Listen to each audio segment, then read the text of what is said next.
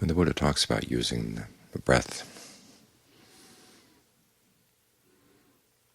as a framework for developing all the different establishings of mindfulness, the body in and of itself, feelings, mind states, mental qualities in and of themselves, he makes the point of saying that when you're with the breath, these other potential frameworks are right there in the act of staying focused on the breath. This is important. You don't want to leave the breath to wander after feelings or to look at your mind. The breath is what gives you an anchor to stay in the present. In the act of staying focused, he says, in the attention that you pay to the breath, that act of attention fabricates the feeling that comes out of being with the breath. So there's the feeling right there in the act of paying attention to the breath. And of course, to stay with the breath, you need to be mindful and alert. And in the formula for establishing of mindfulness, you have to subdue greed and distress with reference to the world. In other words, anything that would pull you away. You have to work to make sure that you're not pulled in.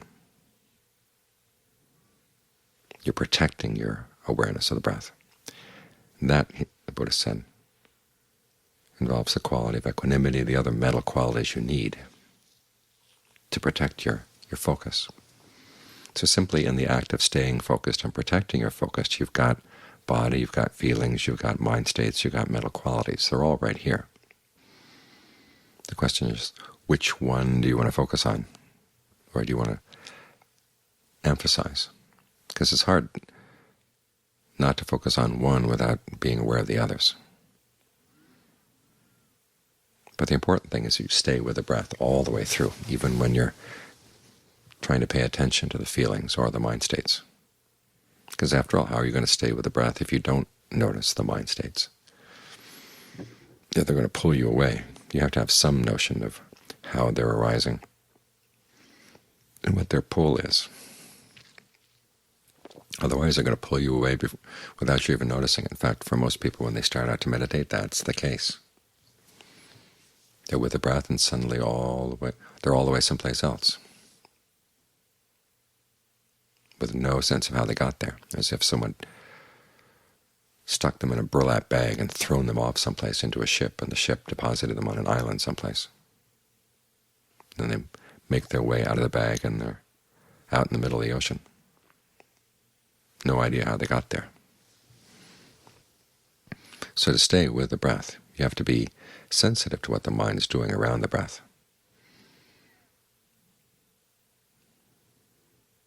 And even when you're focused on feelings, you can't lose touch with the breath. And John Lee makes this point again and again. I remember being with Ajahn Fuang, you would make it repeatedly. It's not that you leave the breath at some point and turn to feelings as your sole object. You're looking at the feelings that develop around the breath. And as the Buddha said, it's the act of paying careful, continuous attention to the breath that you create a sense of well-being. By being sensitive to the breath, you smooth things out, because when you're not sensitive, the breath can get pretty jagged. But when you maintain that sense of smooth focus on the breath becomes smooth too. The feeling of pleasure that results becomes smooth as well. So you hang on to the breath. Even when the in and out breath gets still, you want to stay right there.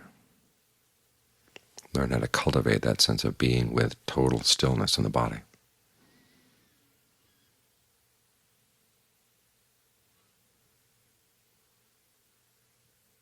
It will have a tendency to get fuzzy around the edges, and eventually you'll use that fuzziness to get beyond the sense of form. But don't be in too much of a hurry.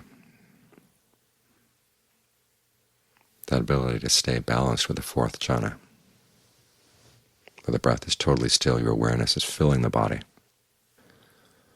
That's important. As the Buddha said, he gained awakening from that state. And it was from that state that he entered total nirvana. So there's something special there. And John Lee points out how that's the state of concentration that gives you the most energy.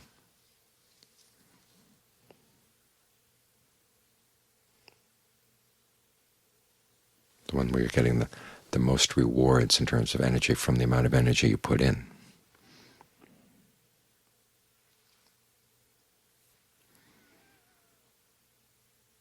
So learn how to settle in there. Stay with the breath. Don't be too quick to go jumping through the next hoop. Remember the simile of the inexperienced cow. Suddenly get interested with the grass on the other side of the hill, or the hill, the other side of the ravine. What's the water like over there? What's the grass like over there? And so the cow goes wandering down into the ravine and then can't get out.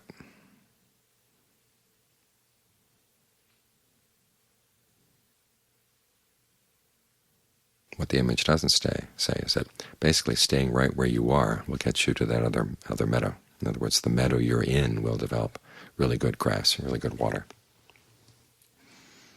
Just give it a chance. All too often we read books about what this stage is supposed to be like and what that stage is supposed to be like, and we want to push it too hard.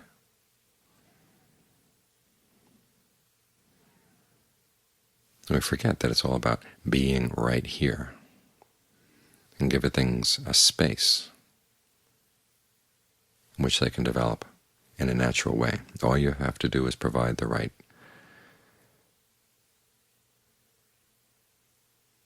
circumstances, the right conditions. And then you can't force things to grow at any other rate than the rate they're going to grow. In other words, if you're planting rice, it's going to take 3 months. So you have to have the patience to be with it for 3 months. Whatever the plant you're planting has its own period of gestation.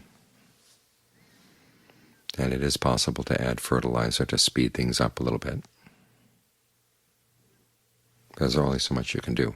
And sometimes if you try to speed things up too fast, you ruin it. Some of those fertilizers can turn the plant into something poisonous. So you provide the conditions, and the state of the mind and the breath, they will develop.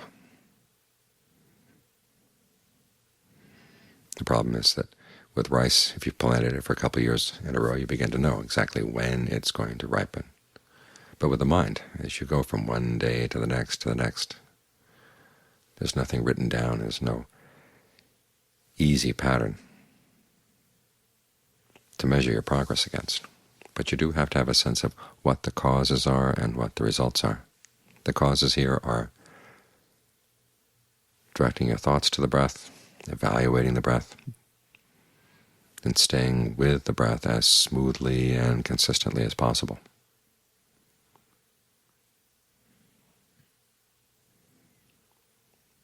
And then as you settle in and you find yourself more and more one with the breath, you drop the directed thought and evaluation.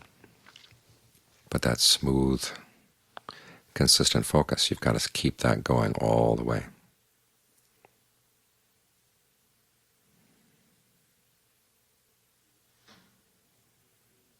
And as John Lee says, you stay with that one stream of breath, and it'll take you all the way to the fourth jhana.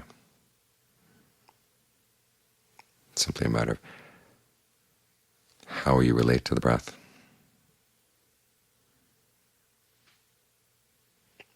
And the success with which you really can stay smoothly and consistently.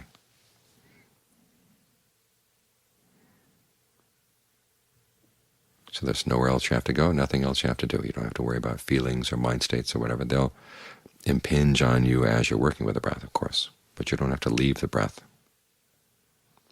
in order to deal with them. There are cases where things aren't going well, and the Buddha recommends that you drop the breath for a while and you work with something else that improves the state of your mind. But that's with the purpose of coming back.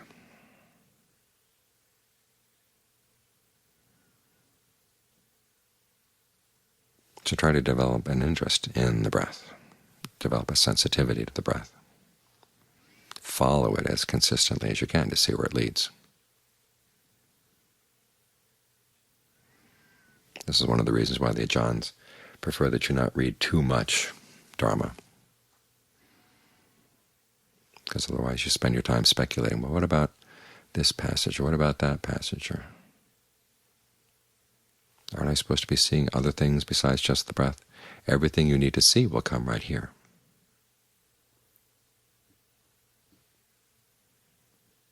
In fact, it's already coming in many ways, just that you're not here to welcome it or to notice it. So try to keep your focus as smooth and consistent as possible, and everything else will come together right there.